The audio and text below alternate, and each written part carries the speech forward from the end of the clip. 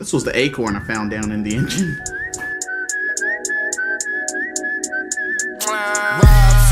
Two damn phones, Babylons can't crack the code. Welcome back, and today's an exciting day. We're going to start assembly today. I don't really have a goal in mind of how far I want to disassemble, so I'm just going to go step by step, taking pieces off. I do want to clean the outside of the engine because it is very dirty, and I don't want to work with a dirty engine, so it's going to be a good idea for me to clean that off first. So I'm going to disassemble the alternator first, get that taken off, try to get the wiring harness taken off, and any other associated pieces that I think need to be removed before I try to clean the engine. I got my drawer installed. I ended up stealing the knob from inside. I think this goes to, I'm not sure what it goes to, but I stole it from inside. So I was able to get that. I think I am going to add some guides, like I said, because it slides everywhere. But I have a little bit of area down here where I can store some parts. We're going to start with the alternator here. There's a 12mm bolt up top, and then there's a 14mm bolt at the bottom. I was going to cut this belt, but I'm going to replace it, so it doesn't matter. But this will loosen up once I get this bolt loosened and can move the alternator, so I don't have to worry about cutting it.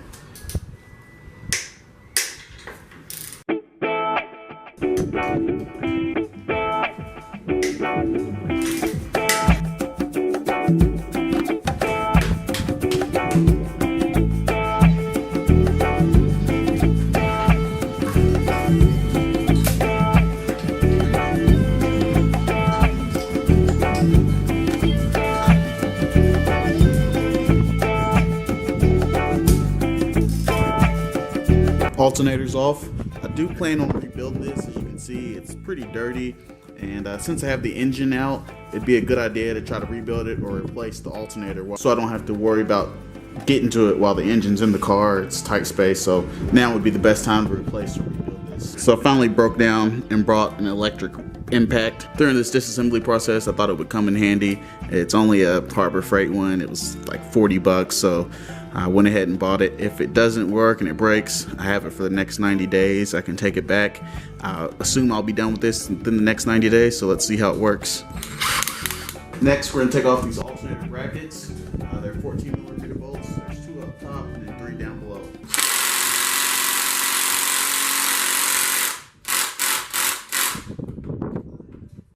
Well, that's kind of a bummer. This is an 18 volt.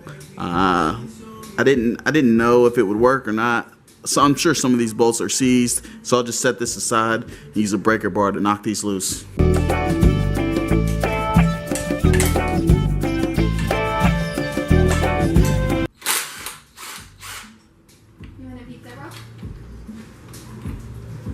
Yeah.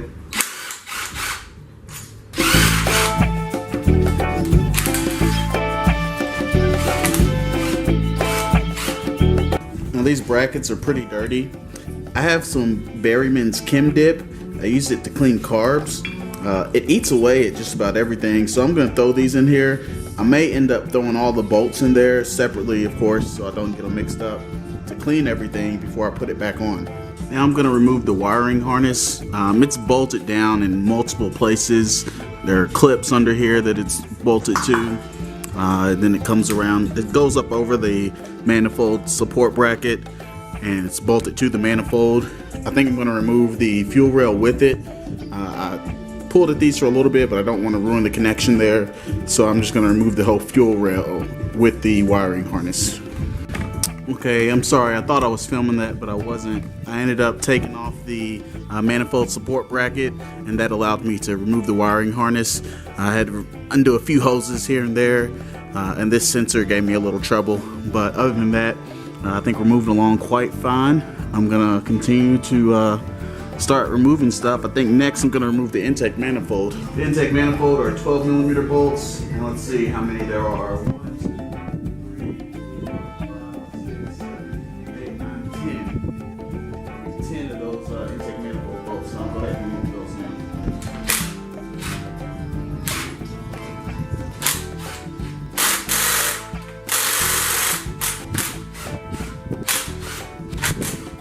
Last 4 up top, I'm gonna have to remove with the actual ratchet, so I don't get to use my new toy.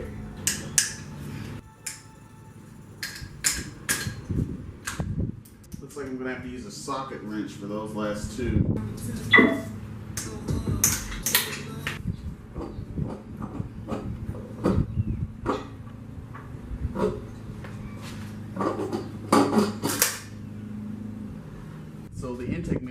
gasket was not metal like I was hoping. It was one of the paper or cardboard pieces. It's really brittle and breaks when I try to take it off. I think it's a paper gasket, so I don't want to ruin this mating surface. So I'm going to use a plastic spatula to scrape the rest of the gasket off. I'll need to remove that before placing a new gasket on there. My distributor is missing 2 of the 3 12mm bolts, so it's only being held on by 1. I will get another 2 more 12mm bolts, but for me I just have to remove this top bolt. Next we're going to remove the PCV canister. It's only held on by 1 bolt here, and then it goes into the engine, and then there's a hose going into the engine here. So I'm going to remove this hose, and I'm going to remove both of these because I'm going to take this entire bracket off. I'm going to take this entire bracket off. This bracket is where your exhaust manifold connects to give it another support point, and it goes right into your catalytic converter right after this point.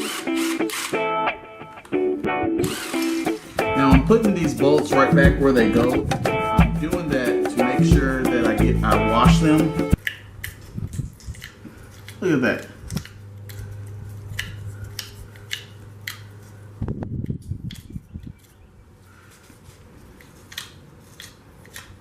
There's a full acorn down in here. I personally want to replace all these hoses. They're pretty hard and rotted, so I'll get a nice hose set so that I can replace all the hoses. Next up is the removal of the coolant neck. It's 2 10mm bolts, and I believe right under here is your thermostat, or it might be your thermostat's probably right here. I'm sorry.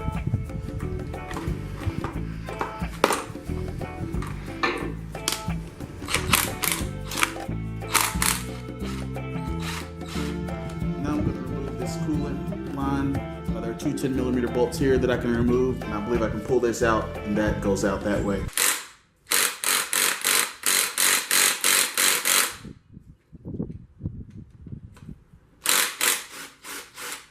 Never fear, the breaker bar is here.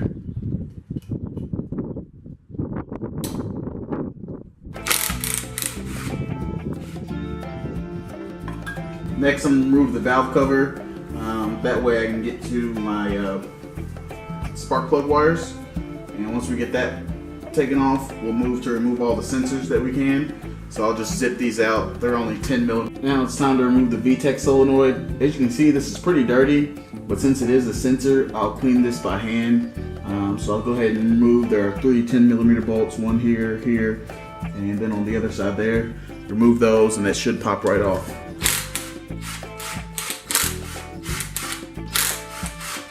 Dirtiest part of this, I decided to take my gloves off. Let me put some more gloves on. VTEC solenoid is off. Like I said, it's dirty. I'll clean this by hand since it's so close to a sensor. And I want to make sure that I don't ruin anything here. I'm not sure if I got a new gasket for the VTEC solenoid in my rebuild kit. If not, I'll have to order one of those. Alright, I believe I have the engine broken down as far as I'm going to today. All of my sensors removed. I removed the oil pressure sensor, or it might have been there. Oil pressure sensor, NOx sensor. All the cooling sensors are removed, and VTEC solenoid's gone. Nothing on the front to remove.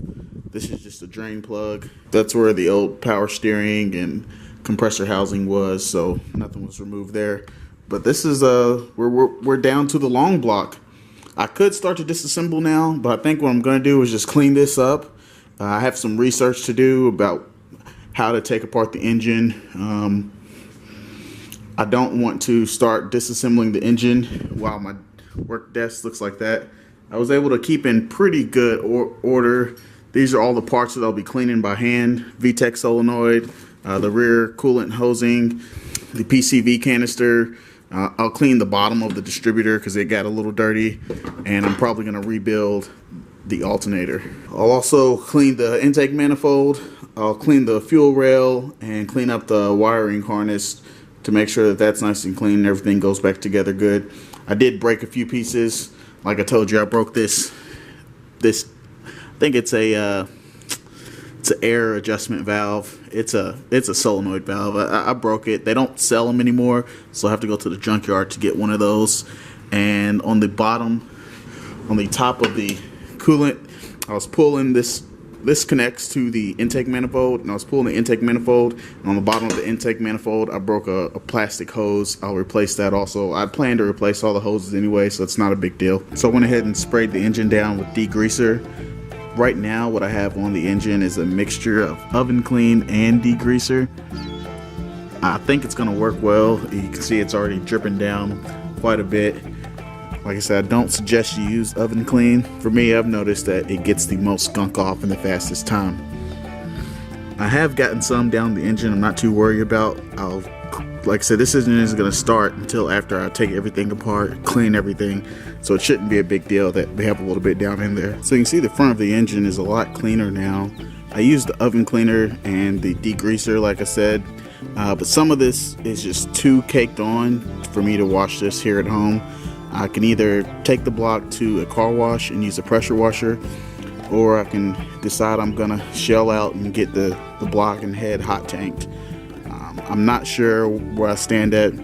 Once I pull the engine apart and get inside and see what I can actually do, what I can reuse, I'll probably opt to get the engine hot tanked and get some machining work. Cylinder head and block deck surfaces, I'll probably get those decked, and a hot tank. That would probably be the only things I would do.